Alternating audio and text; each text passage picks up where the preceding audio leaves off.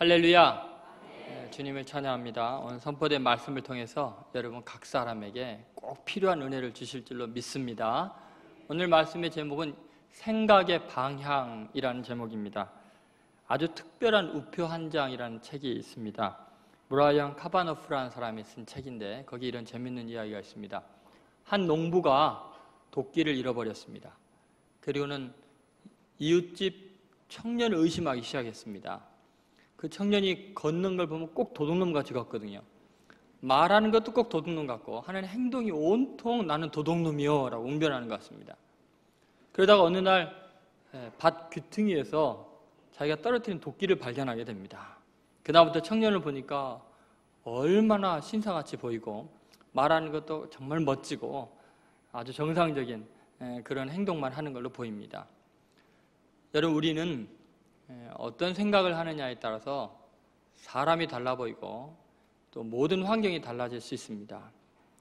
프랑스의 소설가이면서 비평가인 이 폴 브루제라는 사람이 이런 유명한 말을 했습니다. 당신은 당신이 생각하는 대로 살아야 한다. 그러지 않으면 머지않아 당신은 사는 대로 생각하게 될 것이다. 여러분, 내가 그냥 살아가는 대로, 내가 경험한 대로, 내가 느끼는 대로 생각을 놓아버리면 안 됩니다. 생각을 놓아버리면 안 돼요. 생각 놓고 사는 사람들이 있는데 이 생각을 우리가 컨트롤해야 되고 생각의 방향을 내 의지와 믿음으로 새롭게 바꿔나가야 합니다. 자, 어떻게 생각의 방향을 우리가 컨트롤할 수 있을까요? 첫 번째 아주 중요한 관점은 사랑이 움직인 생각입니다. 사랑으로 생각을 컨트롤해야 합니다. 16절부터 17절에 있는 내용인데요. 무엇을 보느냐, 이것이 중요합니다. 요셉이 이 생각을 컨트롤하는 것을 오늘 잘 볼 수 있습니다. 요셉은 오랜만에 그 10명의 형들을 다시 보게 됩니다. 그런데 그 형들을 보고는 너무너무나 사랑하는 마음으로 그들을 위해서 잔치를 베풀겠다고 이야기를 하죠. 자, 한번 16절 말씀 같이 읽겠습니다. 요셉은 베냐민이 그들과 함께 있음을 보고 자기의 청지기에게 이르되 이 사람들을 집으로 인도해 드리고 짐승을 잡고 준비하라. 이 사람들이 정오에 나와 함께 먹을 것이니라. 여기 보니까 짐승을 잡고 준비하라. 오후에 이제 나와 함께 먹을 것이라. 그 바쁜 총리 대신이 이제 짐승을 잡으라고 잔치를 준비하겠다는 거죠. 저 같으면 짐승을 잡으라는 게 아니라 저놈들을 잡으라 그랬을 거예요. 근데 어떻게 자기를 노예로 팔아넘겼던 그 간악한 그 못된 놈들, 원수들을 만나가지고 잔치를 준비하라고 했을까요? 생각의 방향이 어떻게 이렇게 잔치하는 분위기로 행복과 기쁨으로 충만해질 수 있을까요? 10명이나 되는 원수, 자기 인생을 17살부터 30살까지 노예와 죄수 생활로 일관하게 하는 그렇게 잔인한 사람들을 대하면서 잔치를 베풀겠다고 이런 말이 가능할까요? 16절 앞에 보면 그 이유가 나와 있죠. 자, 뭐를 보고 있어요? 요셉은 베냐민이 그들과 함께 있음을 보고, 자, 그들만 본 게 아니라 뭐를 먼저 봤어요? 베냐민을 먼저 봤어요. 베냐민이 그들과 함께 있음을 보고 베냐민을 통해서 10명의 형들을 본 거예요. 원수들을 본 거예요. 베냐민은 자기의 혈육이고 가장 사랑하는 동생인데 그 동생을 통해서 10명의 형들을 보고 있는 거죠. 그래서 잔치할 생각이 나는 거예요. 만약에 베냐민이 없었으면 어떻게 됐을 거예요? 네 막내 동생 데리고 가라 그러는데 못 데리고 왔으면 어떻게 됐겠어요? 그건 잔치가 아니라 참혹한 그런 이제 아주 심판이 내려졌겠죠. 여기서 중요한 것은 이것입니다. 베냐민이 그들과 함께 있음을 보고 베냐민을 통해서 형들을 봤다는 것, 자기 원수들을 봤다는 것은 뭐를 의미하냐면 지금 예전에 그 형들이 자기에게 했던 과거의 많은 잘못들과 악행들이 있는데 내 원한에 사무친 내 마음의 상처들과 추억들이 있는데도 불구하고 그들과 내 관계를 보지 않고 자기가 정말 사랑하는 베냐민, 그 베냐민을 통해서 그들을 보는데 그 형들이, 그 원수들이 베냐민에게 한 것을 보는 거예요. 그 형들이 나에게 행한 걸 통해서 그들을 심판하는 게 아니라 그 형들이 자기가 가장 사랑하는 베냐민에게 행한 걸 보는 거예요. 예전의 형들이 아닌 거죠. 예전에 나를 노예로 팔아먹은 것처럼 내 동생 베냐민 팔아먹지 않은 거예요. 죽이지 않은 거예요. 여러분, 지금 여기 요셉의 시각이 아주 훌륭한 점은 뭐냐면 사랑을 통해서, 사랑하는 사람을 통해서 세상을 보는 거예요. 여러분들 누군가 사랑에 빠져서 사랑하는 사람을 통해서 세상을 보면 완전히 세상이 달라집니다. 다르게 보이죠. 사랑하는 사람만 생각하면 진달래 꽃이 만발하는 것이 얼마나 화창하게, 개나리 꽃이 얼마나 열정적인 사랑으로 다가와요. 그런데 증오하고 미워하는 사람 쳐다보고 진달래 보면 오늘 피의 복수로 보일 거 아니에요. 피바다로 보일 거 아니에요, 세상이. 여러분, 사랑하는 사람을 통해서 바라보는 게 그렇게 중요합니다. 그래서 그렇게 많은 상처를 받아놓고도 그들을 위해서 잔치를 베풀 생각을 하고 있는 거죠. 중요한 것은 이것입니다. 우리 인생 살면서요, 증오할 사람도 있고 정말 사랑하고 싶은 사람들도 있습니다. 직장을 가나 또 집에서나 또 학교에서나 심지어 교회에서도요, 다 사랑스러운 사람만 있는 게 아니라 10명의 형 같은 인간들이 있거든요. 근데 지금 어떻게 보냐는 거예요. 일반적인 사람들, 요셉의 수준에 이르지 않은 사람들은 그냥 왼수를 원수로 보는 거예요. 그런데 그리스도인은 베냐민을 통해서 보는 거예요. 사랑하는 사람을 통해서 보는 거예요. 예전부터 뭐 드라마든지 뭐 이런 이야기 많이 나오잖아요. 내가 저 남편 때문에 못 살겠다. 내가 정말 사는 게 힘드는데 내 자식 보고 산다. 그런 이야기 많이 여러분 했나요? 여러분이? 많이 듣죠. 그런 소리. 직장 갈 때 고참 그 상사만 생각하면 정말 당장에 때려치우고 싶은데 내 가족들이 먹고 살아야 되니까 내 자식들 때문에, 내 가족 때문에 내가 직장에 다닌다. 이런 이야기죠. 근데 여러분 가만히 생각해 보면은 어디에나 정말 사랑하는 사람도 있고 정말 미워하는 사람들도 있어요. 근데 어떤 사람은 맨날 미워하는 사람만 보고 사는 거예요. 근데 보통 우리는 요셉하고 상황이 반대입니다. 그냥 웬만큼 괜찮은 사람들이 대부분이고 한두 명 미워하는 사람이 있는 거죠. 근데 요셉은 지금 상황이 반대예요. 10명 왼수가 있고 1명 좋은 사람이 있는데 1명만 보는 거예요. 1명을 통해서만 보는 거예요. 근데 우리는 반대예요, 반대. 사랑하고 좋아하는 사람 너무 많은데 그 사람들은 안 보고 원수 1명만 주목해 보면서 마음 상해하고 이 세상이 썩었다 그러고 사는 게 싫다 그러고 그러죠. 저는 어떨 것 같아요, 여러분? 저는 설교할 때 여러분들이 이렇게 보잖아요. 여러분 보는데 정말 행복하게 설교하고 목회를 합니다. 왜냐하면 제가 설교단에 딱 올라오면 벌써 저를 보시는 권사님들, 특히 연세 많은 권사님들의 눈빛은요 완전히 황홀경이에요. 이분들은 한마디 내뱉기 전에 벌써 아멘할 준비가 다 돼 있어요. 환하게 웃으시면서 은혜 받을 준비가 돼 있는 게 느껴지거든요. 그럼 제가 설교할 때 그분들 얼굴 보면서 설교하지, 조 목사가 어떻게 설교하나 바짝 하고 도끼 눈을 하고 있는 사람들 보겠어요, 제가? 왜 마음에 안 드는 사람이 없겠어요. 그렇죠? 그런데 저는 저에 대해서 긍정적인 시각을 보내는 반가운 사람들 눈을 마주치려고 노력을 해요. 그런데 가끔가다 제가 설교하다 헛소리가 나올 때가 있잖아요. 잘못해갖고 눈이 마주쳐가지고 안 봐야 될 사람을 보니까 그렇게 미워하는 사람이 있다는 게 아니고 예를 들어서 그렇다는 게, 또 몇 명이 시험 들어갖고 얼굴이 굳어지는데 그러시지 않아도 됩니다. 어차피 기억력이 나빠갖고 잊어버리거든요. 근데 여러분 생각해 보세요. 우리 인생에서 세상을 어떻게 바라보느냐 그렇게 중요해요. 늘 비관적인 것만 보는 사람은요 잔치 베풀겠다고 하는데도 행복하지가 못해요. 그런데 요셉은 원수들을 보면서도 잔치를 베풀겠다 그렇게 이야기합니다. 여러분 우리 인생에서 이렇게 좀 사랑의 눈으로 모든 걸 볼 수 있는 시각을 달라고 하나님께 기도해야 합니다.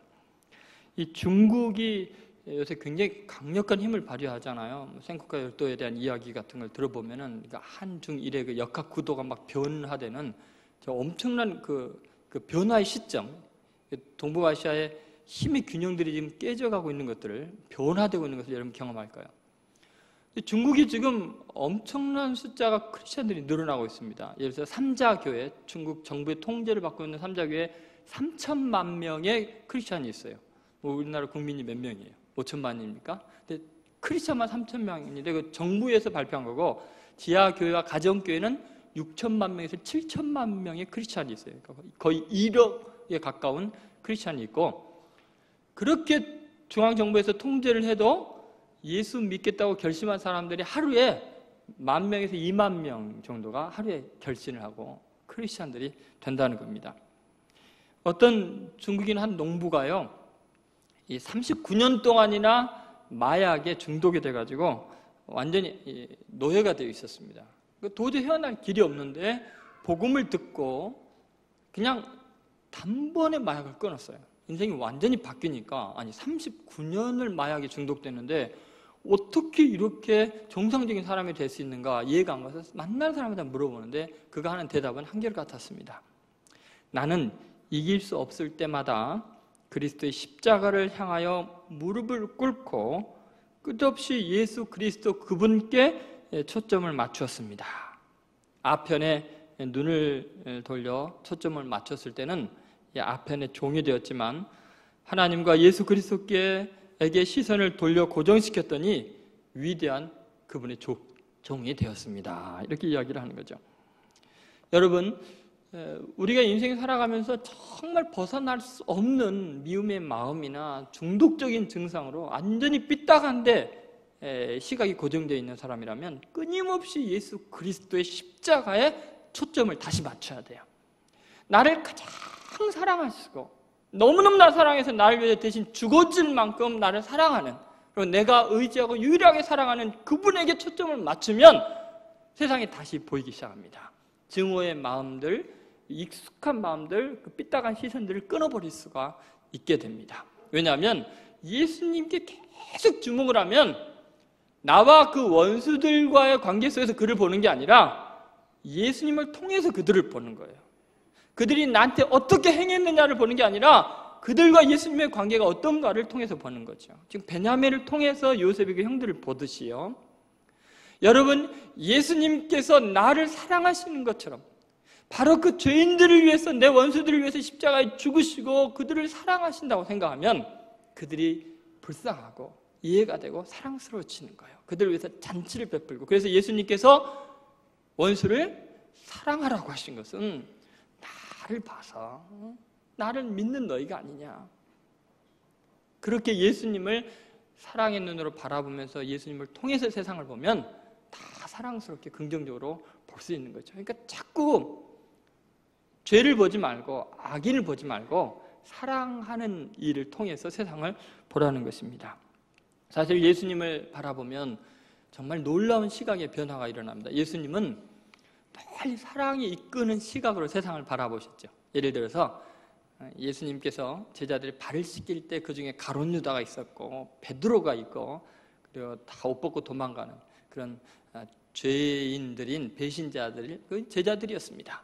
근데 예수님은 발을 씻길 때 그분의 그 전지전능하신 시각 안에서 유다가 곧 예수님을 팔아 넘길 것 뻔히 아셔서 그런 이야기를 했어요. 베드로가 3번 부인하고 저주할 것 아셨어요. 그래서 그런 이야기도 이미 하셨어요. 너희가 다 나를 버리고 갈 거다 아셔요. 그들의 인생의 많은 부분에서 예수님의 마음에 못을 박는 배신자들인 것을 아셨어요. 그런데 그들의 발을 씻겨주고 자기 사람들을 사랑하시되 끝까지 사랑하셨어요. 왜 그게 가능했냐? 예수님은 그들의 인생의 많은 부분 중에 예수님에게 악을 행했던 그 사건을 보시는 게 아니라 예수님은 그들이 어느 날인가 그리스도의 보배로운 피의 공로를 믿고 죄를 회개하고 거듭난 다음에 성령 충만해져 가지고 죄의 복음을 증거하고 하나님의 일꾼이 될 그 먼 미래를 현실로 끌어다 놓고 사랑의 눈으로 보시는 거예요. 그들의 인생을 새롭게 창조하고 당신의 사랑의 감동을 심어주어서 위대하게 변화될 그들의 변화된 모습을 미리 끌어당겨서 사랑의 눈으로 보는 거예요.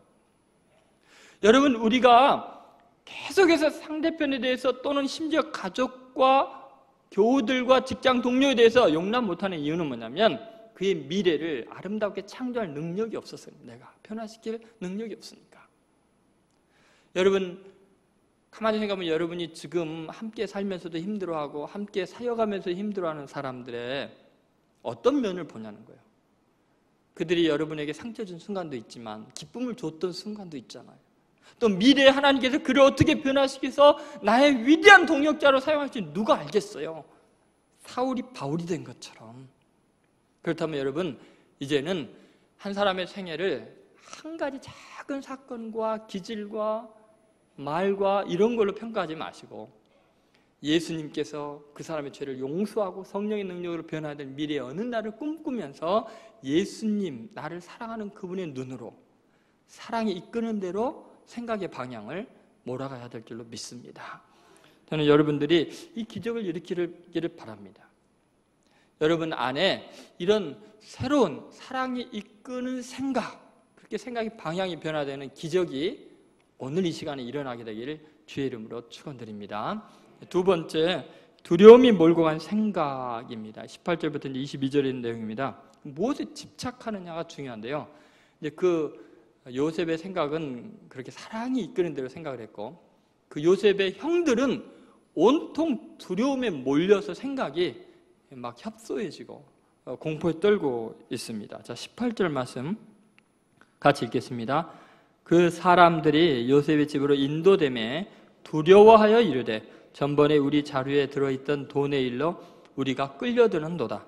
이는 우리를 억류하고 달려들어 우리를 잡아 노예로 삼고 우리의 나귀를 빼앗으려 함이로다 하고, 지금 이들의 생각은 온통 두려움에 빠져 있죠. 그런데 지금 이들이 총리 대신의 집으로 그 팔레스틴의 가난한 거짓대들을 그 애굽의 총리 대신의 집으로 인도하면은 무슨 생각을 해야 돼요? 야, 잔치를 벌려준다는데 얼마나 고마운가, 이렇게 생각을 해야 되잖아요. 근데 자기네들을 잡아서 노예로 팔아넘으려고 한다는 그 부정적인 생각을 해요. 그러려면 감옥으로 데리고 가지.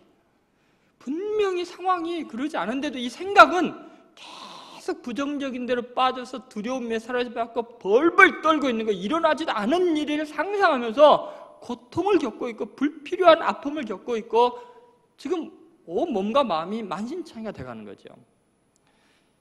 여러분, 현실의 분명한 호의 속에서 지금 잔치가 벌어지는 풍악을 들으면서도 공포에 질려 있어요. 얼마나 안타까운지 모릅니다.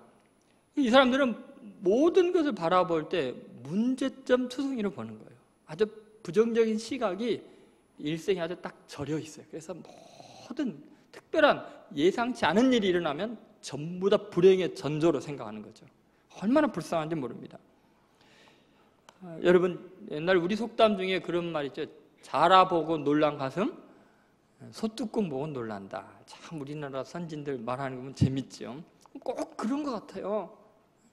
예전에 뭔가 두려움에 한번 사로잡히고 나니까 계속해서 모든 것이 두려운 거죠. 굉장히 심각한 정신 질환인 것 같습니다. 윌리엄 윌버포스라는 영국의 위대한 정치가가 있습니다. 이분은요 40년 가까이를 국회에서 목숨을 걸고 투쟁을 해갖고 노예 해방법을 제정한 사람이에요. 링컨은 전쟁을 치러서 수많은 사람이 죽은 다음에야 노예 해방을 선언했지만 영국에서는 전쟁이 일어나지 않고 한 사람이 끝까지 긍정적으로 이 법을 관철시키는 거죠. 경제계 거물들, 권력층의 핵심들, 이 모든 사회적인 강자들이 기득권 포기 안 하려고 이 사람 죽이려고 협박을 많이 하는데 끝까지 이 죽음의 위협 앞에서 굴하지 않고 그렇게 법적으로 문제를 해결한 노예 해방법을 기어이 달성한 사람이죠. 근데 이분이 이런 이야기를 했습니다. 현실의 벽은 그 직접적인 성격 때문에 사실보다 높게 보이게 마련이다. 여러분, 우리 인생에 때때로 어떤 벽에 딱 부닥치게 되면 꼭 사실보다 훨씬 더 두려워합니다. 예를 들어서 이런 거죠. 이 커피 한 잔에 있는 그 정도의 물을 이게 수증기로 만들면은 집 한 채를 뺑 둘러서 안개로 완전히 어둡게 만들 수 있대요. 앞이 안 보이게 할 수 있답니다. 그 안개라는 거 다 걷어내고 햇빛 조금만 쬐면은 겨우 이게 한 주먹도 안 되는 물인데 앞이 캄캄해지는 거예요. 현실의 벽이 사실보다 훨씬 큰 두려움을 우리에게 준다는 거예요. 그러니까 여러분, 생각이 삐딱해버리면은 앞이 캄캄합니다. 모든 것이 두렵게 되어 있습니다. 그럼 왜 이렇게 현실을 현실로 느끼지 못하고 더 과장되게 두려움으로, 아니 잔치를 베풀겠다고 하는데 왜 자기네들 노예로 팔려는 그런 불행으로 받아들이냐는 거예요. 그 이유가 뭘까요? 어쩌다가 인간의 시각이 이렇게 병이 들어버렸을까요? 여기서 빠져나오는 길은 없을까요? 그 이유가 18절에 나와 있는데 그들의 죄책감 때문입니다. 가장 중요한 이유죠. 18절 다시 읽어보겠습니다. 그 사람들이 요셉의 집으로 인도되매 두려워하여 이르되 전번에 우리 자루에 들어있던 돈의 일로 우리가 끌려드는도다. 자, 이들이 하는 말이 전번에 과거에 뭔 일이 있었다는 거죠. 뭐냐면 자기네들이 돈을 지불했는데 집에 와서 보니까 자루에 돈이 가득 있는 거예요. 그러니까 돈을 지불 못하고 온 과거가 있는 거죠. 그러니까 이 죄책감이 있는 거죠. 사실은 이 전번에 이 자루에 든 돈의 문제는 예전에 요셉을 은 30회인가요? 노예로 팔았을 때 그 돈이 생각이 나는 거예요. 지금 두려운 거예요. 지금 자신들의 죄가 지금 이러한 일을 만든다고 생각해요. 이 죄책감. 그래서 죄의 용서에 대한 확신이 없는 사람들의 생각의 공통점은 뭐냐면 조그만 예상 밖의 일이 일어나도 하나님의 징계가 아닌가? 이거 심판이 아닌가? 드디어 올 것이 왔구나 이렇게 생각하는 거예요. 그래서 여러분 우리가 예수 그리스도의 십자가를 붙들고 그분의 보배로운 피가 우리의 모든 이전에 지은 죄들을 완벽하게 용서했다는 사실을 믿는 것이 대단히 중요한 일입니다. 여러분은 예수님께서 십자가에 흘리신 그 보혈의 능력이 여러분의 과거와 미래에 질 모든 죄까지 단번에 영원히 속량한 것을 믿습니까? 여러분 예수님의 보혈은 우리의 죄보다 더 강력한 능력이 있어서 그분을 믿음으로 우리는 완벽하게 과거로부터 자유해질 수 있습니다. 죄의 사함에 은혜가 임할 수 있습니다. 그래서 여러분이 죄전에 와서 날마다 이 십자가를 바라보고 그분의 구속의 은총을 찬양하면서 보혈의 능력을 찬양하면서 죄의 사함에 자유를 선포해야 이 삐딱한 시각이 죄책감으로 인해서 뭐 하나 일만 터지면 이제 큰일 났다. 그런 위험에서 벗어날 수가 있는 것입니다. 또 다른 이유가 있어요. 이들이 이렇게 부정적으로 잔치해주겠다는데 겁내는 이유가 있습니다. 그것은 뭐냐면 사실은 자기들의 수준으로 상대편에 대해서 생각을 하기 때문에 그래요. 과거에 자신들이 저지른 행위의 죄들이 있거든요. 그러니까 자신들의 삶의 스타일이 있거든요. 자신들이 그렇게 살아가니까 남들도 자기들에게 그렇게 대할 거라고 생각을 하는 거예요. 그래서 오늘 18절 중간부터 읽어보면은 그들이 이렇게 말하는 것을 보면 그들의 삶을 알 수 있어요. 자, 한번 18절 보시죠. 돈의 일로 우리가 끌려드는도다. 이는 뭐라고 했어요? 우리를 억류하고 달려들어 우리를 잡아 노예로 삼고 우리의 나귀를 빼앗으려 함이로다 하고. 여러분 지금 이들이 요셉이 이렇게 했다는 거예요? 이렇게 할 거다라는 거죠. 근데 이렇게 할 거다. 지금 이 이집트인들이 자기네들을 잡아서 억류하고 노예로 삼고 뺏을 거다 이렇게 생각한 이유가 뭘까요?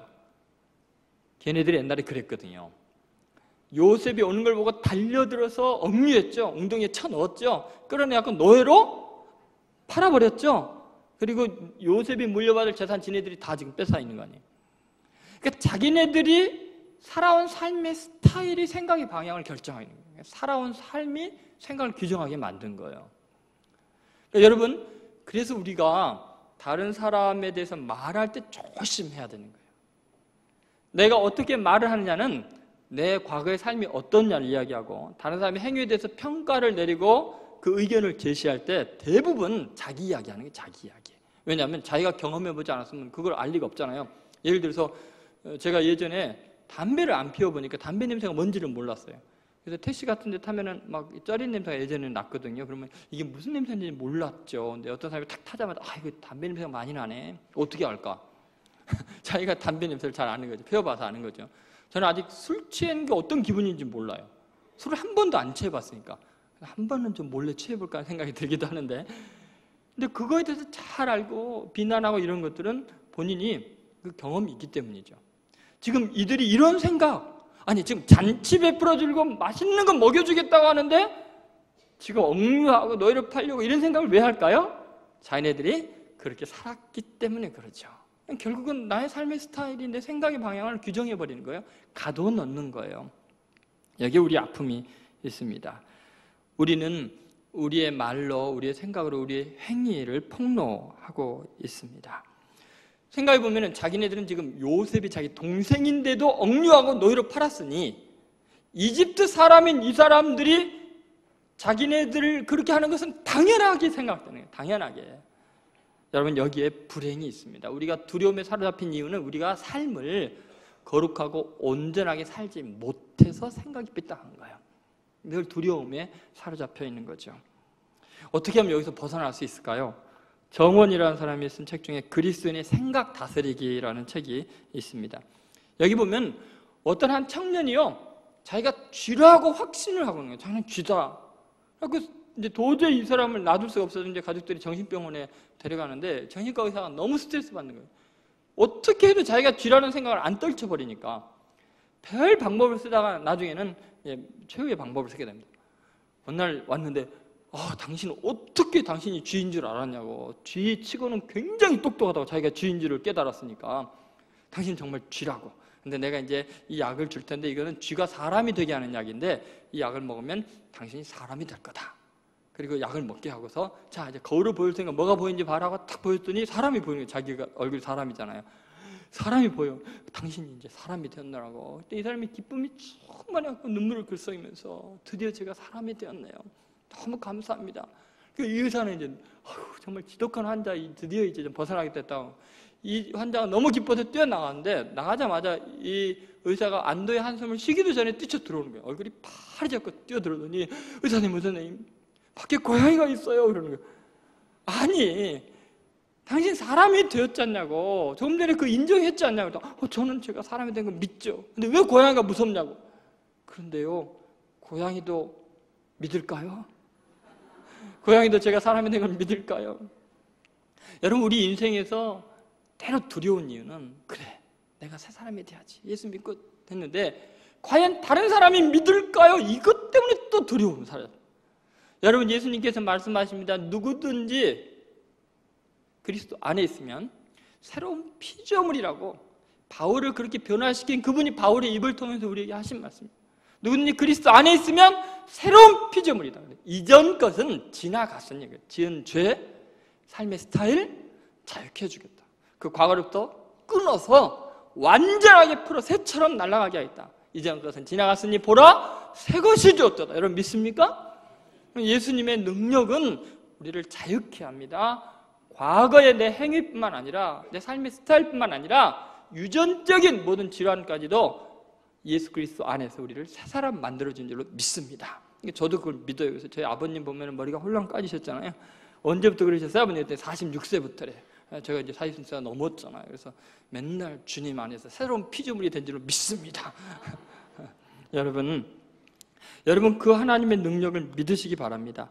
예수님께서 제자들에게, 예수님 부인하고 저주하고 도망간 그 제자들에게 부활하신 다음에 나타나셨어요. 처음 하신 말씀, 요한복음 14장 27절에 평안을 너희에게 끼치노니 곧 나의 평안을 너희에게 주노라. 내가 너희에게 주는 것은 세상이 주는 것 같지 아니하니라. 너희는 마음에 뭐요? 근심도 하지 말고 두려워하지도 말라. 그랬어요. 두려워하지 말라고. 그 과거에 너희가 지은 죄 때문에, 그 삶의 스타일 때문에, 배신 때문에 공포에 떨지 마라. 생각의 방향에 거기 사로잡히지 마라. 내가 그 죄를 위해서 십자가에 죽었지 않냐? 내가 부활했지 않냐? 자유해라 라고 말씀하고 있습니다. 여러분, 예레미야 29장 11절에 주님이 여러분에게 말씀하십니다. 여호와의 말씀이니라. 너희를 향한 나의 생각을 내가 안 하니 평안이요 재앙이 아니니라. 너희에게 미래와 희망을 주는 것이니라. 여러분, 예수님 믿고 하나님의 자녀가 되면 하나님은 여러분에게 평안을 주기를 원하지 재앙 주기를 원하지 않아요. 자기 자식에게 재앙 주기를 원하는 사람이 있어요? 미래와 희망을 주려 함이니라. 믿습니까? 다시는 두려워하지 마세요. 완전히 새로운 피조물 된 걸 믿고 생각의 방향을 과거의 죄와 스타일로부터 완전히 벗어나서 이 새로운 피조물이 된 감격으로 이제 승리하시기를 주의 이름으로 소원합니다. 세 번째, 은혜로 돌리는 생각입니다. 그것은 이제 어떻게 해석하느냐의 문제입니다.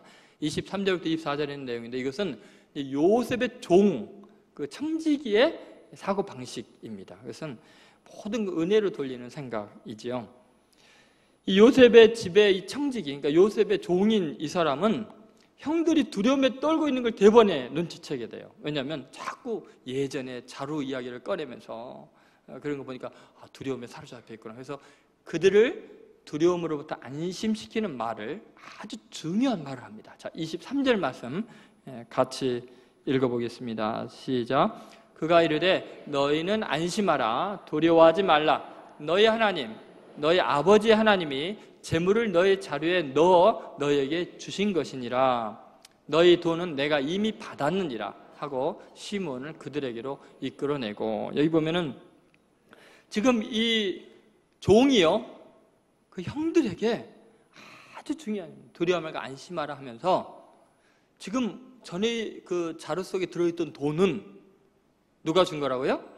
너희 하나님이, 너희 아버지 하나님이 너에게 주신 것이니라. 원래 누가 줬어요? 사실은 자기가 요셉의 명령으로 집어넣었잖아요. 그러면 우리 같았으면 뭐라 그러겠어요? 요셉이 특별 대우하는 이 사람들한테 자기가 얼마나 영향력 있고 훌륭한 사람이 보이기 위해서 뭐라 그랬어요? 그거 걱정하지 마세요. 내가 넣은 거예요.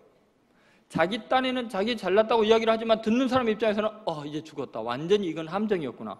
그럴 거 아니에요. 그러면 형들이 낙심할 거 아니에요. 만약에 좀 똑똑한 사람이라면 이렇게 말했을 거예요. 그거요, 요셉 총리 대신이 너라 그랬습니다. 그러면 그 자리에서 기절했을 거예요. 10명이.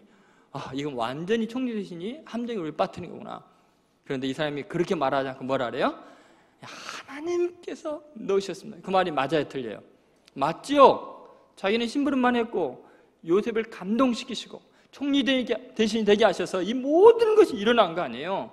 그러니까 하나님이 하신 거다, 이렇게 고백하는 겁니다. 다시 말해서 자기 주인의 행동을 하나님의 감동으로 이루어진 일로 믿고 있는 거예요.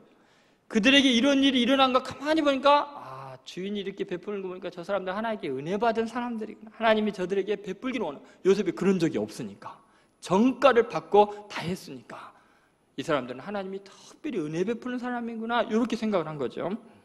그러니까 주인의 행동 속에서 하나님의 행위를 보고 있는 거죠. 그는 이 범사를 이 하나님의 역사로 보고 있고 사람의 행위 속에 하나님의 섭리를 보고 있는 거죠. 그 은혜의 사건으로 모든 것을 보고 있는 거죠. 더 놀라운 사실은 이런 겁니다. 그가 마지막에 하는 말이 이런 거죠. 너희들이 내게 준 건 내가 분명히 받았다. 너희의 돈은 내가 이미 뭐요?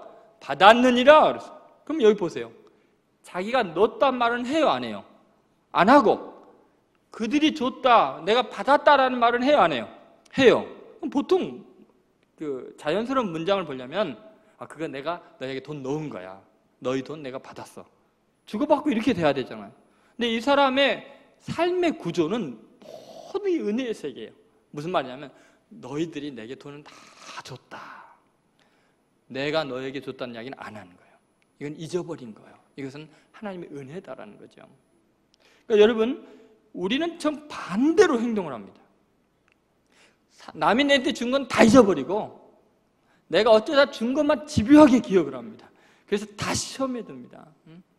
받은 사람들은 늘 부담이 됩니다. 어디 가나 그 사람이 떠드는 걸 알거든요. 다 돌아서 들어오거든요. 줬다는 이야기. 여러분, 그러니까 은혜가 없는 세상이 된 거예요. 이 세상이 계산적인 세상이 되는 거예요.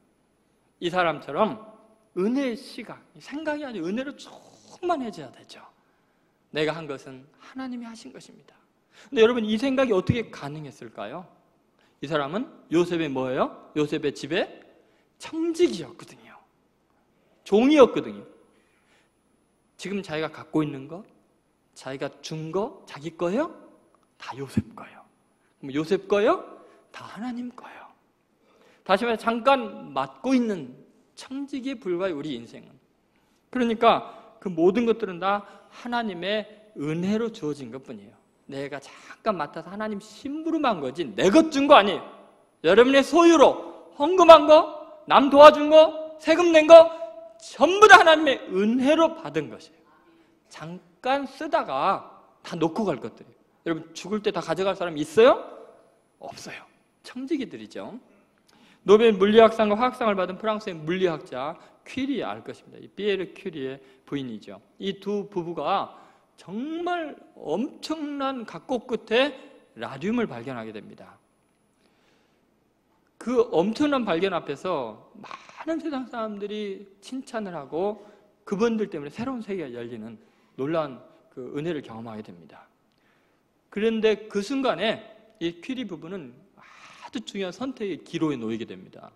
왜냐하면 그 당시에 천연 라듐 1g이 15만 달러였어요. 그 옛날에 15만 달러면요 어마어마한 거죠. 그러니 이 라듐을 이게 생산하는 기술을, 노하우를 이 퀴리 부부만 알고 있으니 특허 신청하면 억만장자가 되는 것은 뭐 시간 문제죠. 고민하는 게 뭐냐면 특허를 내면 자기네들은 엄청난 갑부가 되겠지만 많은 사람이 자유롭게 쓰지를 못하잖아요. 그래서 고민하다가 결국은 특허를 내지 않기로 결정을 합니다. 그리고 이렇게 말합니다. 라듐은 하나님의 것인데 우리가 먼저 발견한 것뿐이다. 하나님의 뜻은 이것을 모든 인류의 소유가 되게 하는 것이다. 여러분, 하나님의 것인데 내가 조금 먼저 발견했다고 특허 신청하고 그러면 안 돼. 모든 사람의 소유다. 하나님의 것이니까. 이 마음이 중요합니다. 그래서 우리는 지금 엄청난 혜택을 누리고 있는 거예요. 여러분, 이 애플과 삼성이 지금 특허 전쟁을 보면은 기가 막힐 일이에요. 그거 귀퉁이 좀 둥글게 했니 안 했니 갖고 몇 가지 특허 가지고 난리잖아요. 그래서 제가 이 퀴리분의 이야기를 적어갖고 지금 애플사랑 삼성이랑 보내줄까 그런 생각이 듭니다만 이 설교 CD 좀 돌려주세요. 여러분, 너무나 많은 세상 사람들이 청지기 의식을 잃어버렸어요. 은혜의 세계를 저버리고 살아가요. 준 것만 기억하고 받은 건 기억하지 않아요. 하나님께 엄청나게 받아놓거든. 내가 사랑받은 거, 사랑하는 가족이, 자녀가, 부모가, 교우가 내게 해줬던 은혜는 내가 받았습니다 라는 거는 잊어버리고 어쩌다 작게 자기가 한 것만 생각하는 거예요. 그러니 점점 은혜가 없는 세상이 돼버리잖아요. 저는 여러분의 생각의 방향이 좀 달라졌으면 좋겠습니다. 온통 세상을 은혜로 볼 수 있다면 천국은 당장에 이루어질 거예요. 놀라운 하나님의 일이 지금 진행되고 있잖아요. 예를 들어서 중국이 지금 굉장히 강해지고 우리보다 훨씬 뛰어난 잘 사는 일본이 점점 약화되는 것 속에서 하나님의 구원의 섭리를 봐야 돼요. 사실 미국이 신생국가였을 때 그 거대한 영토와 엄청난 발전을 할 때 영국은 정말 작은 섬나라지만 그 작은 섬나라가 미국의 모든 영적인 공급원이 되고요. 무디라든지 가장 웨슬리라든지 탁월한 신앙의 한두 사람들이 미국의 영적인 기운을 불어넣어서 세계를 복음으로 움직이는 위대한 나라로 바꾸듯이 중국 모퉁이에 작게 붙어있는 우리나라이지만 이 나라가 지금 이 중국의 영적인 공급원이 돼야 되고 크리스찬 한 명 한 명의 생각의 방향이 달라지는 것이 이 세상을 바꾸는 엄청난 능력이 돼요. 제가 지금 윤리 도덕적인 생각을 설교를 하는 게 아니에요. 지금 하나님께서 우리의 생각을 바꿈으로 세계 역사의 흐름을 바꾸기를 원하는 거예요. 여러분 한두 명이 요셉처럼 생각이 바뀌면, 청지적인 의식을 갖게 되면 세계에 어떤 일이 일어날지 아무도 모릅니다. 여러분 그런 꿈을 가지세요. 목사님 나는 너무나 연약한데요. 나는 너무너무 가진 게 없는데 내 형편이 너무나 엉망인데요. 그렇다면 이 사람 이야기를 한번 들어보세요. 오 아볼로 전도사라는 분이 있는데 이분은 1952년생이고요. 이분은 하루도 거르지 않고 100여 통이 넘는 편지를 씁니다. 근데 이분은 보시다시피 아주 중증 장애인이죠. 태어나면서부터 살짝만 부딪혀도 뼈가 부서지고 가만히 있어도 뼈가 부서지는 아주 희귀병에 걸리게 됩니다. 이것이 골형성 부전증이라는 희귀 질환입니다. 그러니까 뼈가 한번 부서지면 3, 4개월을 기부스를 하고 있어야 되잖아요. 훨씬 더. 그러다 보니까 어렸을 때부터 계속 부러지다 보니까 자라지를 못한 거예요. 그래서 키가 1m가 안 돼요. 이분은 지금도 혼자서는 휠체어를 탈 수 없을 만큼 몸이 안 좋습니다. 세상과 운명을 저주하고 낙심해 있었습니다. 그런데 30살쯤 되었을 때 바울이라는 사람이 교통사고로 하루아침에 하반신 불구가 된 사람인데 이 사람한테 편지를 보냈어요. 그 내용이 이런 거였습니다. 당신은 목발로라도 움직일 수 있으니 얼마나 행복한가. 남을 위해 살아봐라. 이 편지를 받고 얼마나 행복한가. 자기를 행복하다고 하는 사람 처음 본 거예요. 그리고 생각해 보니까 정말 자기보다 불행한 사람이 많은 거예요. 그래서 결심을 합니다. 도대체 내가 할 수 있는 일이 뭐가 있는가? 움직일 수가 없으니까. 남의 도움 받아야 되니까 움직일 수 있는 게 오른팔 하나, 간신히 움직이는 거예요. 그래서 이분이 편지 쓰기를 결심합니다. 그래, 나도 할 수 있어? 하나님 나라의 복음을 전파하는 사람이 되어야지. 그렇게 결심을 합니다. 그리고서는 그 어깨 통증에도 불구하고 하루에 100여 통의 편지를 쓰게 되는데, 그 편지를 받은 사람 중에 재소자들은 세상을 증오하고 미워했는데 세상이 다시 보이기 시작합니다. 이런 사람이 있고, 어떤 누나는 자기 남동생을 제발 좀 좋은 길로 인도해달라고 눈물 어린 편지를 보내고, 어떤 고교생은 자살하려고 했는데 선생님 덕분에 삶의 용기를 갖게 되었습니다. 이런 사람도 있고, 이 한 사람의 편지를 통해서 하루에 수백 명의 사람들이 인생을 새롭게 살게 됩니다. 이분이 몇 년 전까지만 해도 누가 부축해도 좀 걸을 수가 있었는데, 휠체어에서 실수를 잘못 짚어가지고 떨어져가지고 완전히 다 망가져가지고 지금은 뭐 도저히 꼼짝을 못하는 상태가 되어 있는데도 계속해서 하루에 100여 통을 쓰고 있어요.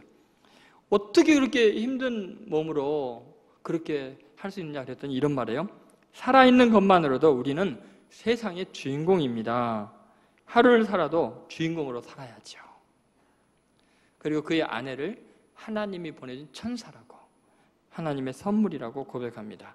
이 오아벌로 전도사님 부부는 결혼하기 전에 한 5년 동안 편지를 주고받다가, 이 부인이 22살 될 때 그 남편 될 오아벌로 전도사님은 15년 연상인데, 이 사람을 위해서 평생을 헌신하고 동행자가 되어주고 후원자가 되기로 결심을 해서 결혼을 한 거예요. 사실 오아벌로 전도사가 7년 동안이나 하나님 나를 좀 도와줄 천사를 보내주시라고 기도했는데, 그 기도가 기적같이 응답받은 거죠. 여러분은 적어도 이분보다는 자유하지 않아요? 행복하지 않아요? 감사할 건 많잖아요? 그런데 왜 패배의식에 사로잡혀 있고 저주받은 인생처럼 낙심하고 작은 것 한두 가지 때문에 생각이 부정적으로 흐르는 걸 놔두냐고요. 이런 사람도 주인공으로 사는데, 하루를 살아도 주인공으로 살겠다고 하는데 생각의 방향을 왜 그냥 풀어놓냐고요. 여러분, 요셉처럼 사랑으로 바라보십시오. 그 종처럼 청지기처럼 은혜의 세계로 세상을 바라보십시오. 생각의 방향이 사랑과 은혜가 충만한 사람이 되세요. 지금 이 시대는 기술보다도 돈보다도 권력보다도 생각의 전환이 필요합니다. 여러분, 이 시대에 정말 풍요로움과 사랑이 충만한 은혜가 넘치는 세상을 만들 수 있는 것은 이 그리스도인들, 예수 그리스도를 통해서, 십자가를 통해 세상을 바라보는 여러분밖에 없습니다. 오늘 이 시간 이후부터 여러분의 가정에, 직장에 기쁨이 충만하고 원수 앞에서도 잔치를 베풀 수 있는 기적 같은 일들이 일어나게 되기를 주의 이름으로 축원드립니다. 기도하겠습니다. 이 시간에 하나님 앞에 여러분 결단의 기도하시기 바랍니다. 주님, 오늘부터 두려움 떨쳐버리기를 원합니다. 원망하지 않기를 원합니다. 삐딱하고 부정적인 생각 다 제거하기를 원합니다. 날 위해 죽으신 주님의 사랑 때문에, 주님의 은혜 때문에 과거는 씻어지고 미래가 희망으로 열릴 줄로 믿습니다. 주님, 생각의 방향을 바르게 붙잡고 이 시대를 치유하는 위대한 인물들, 아니 세계 역사의 흐름을 바꾸고 중국을 바꾸고 세계를 바꾸는 인물이 되게 하여 주시옵소서. 복음의 능력 있는 사람 되게 하여 주옵소서. 오늘도 주인공으로 살게 하여 주옵소서. 통성으로 기도하겠습니다. 하나님 아버지, 오늘 주신 말씀 기억하고 새로운 변화와 부흥의 역사가 있게 되기를 원합니다.